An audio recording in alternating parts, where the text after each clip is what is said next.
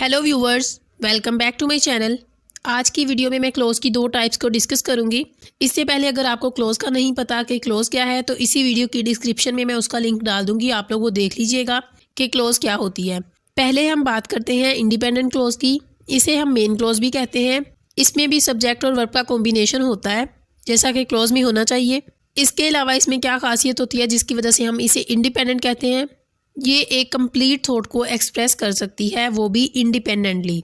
यानी ये किसी दूसरे सेंटेंस के ऊपर या किसी दूसरी क्लोज के ऊपर डिपेंड नहीं करती अपने मीनिंग को कन्वे करने के लिए, अपनी थॉट को एक्सप्रेस करने के लिए। क्योंकि ये एक कंप्लीट थॉट को एक्सप्रेस कर सकती है, इस वजह से ये एज अ सेंटेंस भी स्टैंड करती है। For example, I met the boy. इस सेंटेंस में आई हमारा सब्जेक्ट है और मेट हमारा वर्ब है, यानी ये एक क्लोज हो गई। अब ये सेंटेंस एक कंप्लीट मीनिंग दे रहा है, कंप्लीट थॉट को एक्सप्रेस कर रहा है, तो इस वजह से ये हमारी इंडिपेंडेंट क्लोज होगी। दूसरी एग्जांपल हमारे पास है she is wearing a shirt.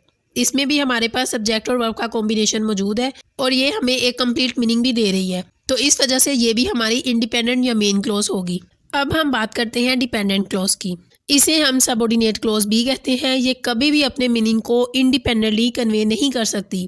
इसको हमेशा मेन क्लोज की ज़रूरत होती है अपनी थॉट को, अपने मीनिंग को कन्वे करने के लिए। तो जो ऐसी क्लोज होगी वो हमारी डिपेंडेंट क्लोज होगी, जो किसी दूसरे सेंटेंस के ऊपर, किसी दूसरी क्लोज के ऊपर डिपेंड करेगी। जैसे कि मैंने कहा कि ये एक कंप्लीट आइडिया को या कंप्लीट थॉट को एक्सप्रेस नहीं करती, तो इस वजह से ये एज अ सेंटेंस भी स्टैंड नहीं कर सकती।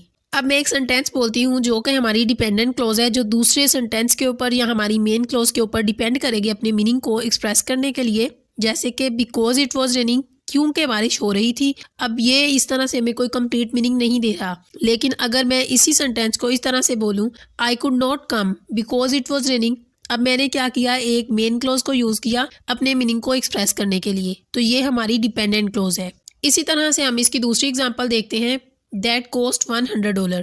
अब ये जो है ये भी एक क्लोज है, इसमें भी सब्जेक्ट और वर्ब का कॉम्बिनेशन मौजूद है, लेकिन ये हमें कंप्लीट मीनिंग नहीं दे रही। यानी ये हमारी डिपेंडेंट क्लोज है जो मेन क्लोज के ऊपर डिपेंड कर रही है। हम इसके साथ कोई मेन क्लोज लगाएंगे तो ये तब हमें कंप्लीट मीनिंग देगी। फॉर एग्जाम्पल, अगर इसी सेंटेंस को मैं इस तरह से बोलूँ, I bought this bag that cost $100, तो अब क्या है, ये अब हमें एक कंप्लीट थॉट प्रोवाइड कर रही है, कंप्लीट आइडिया दे रही है।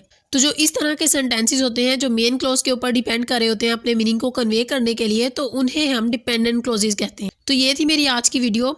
अगर आपको ये वीडियो अच्छी लगी हो तो वीडियो को लाइक कर दें, चैनल को सब्सक्राइब कर लें। Thank you so much for watching.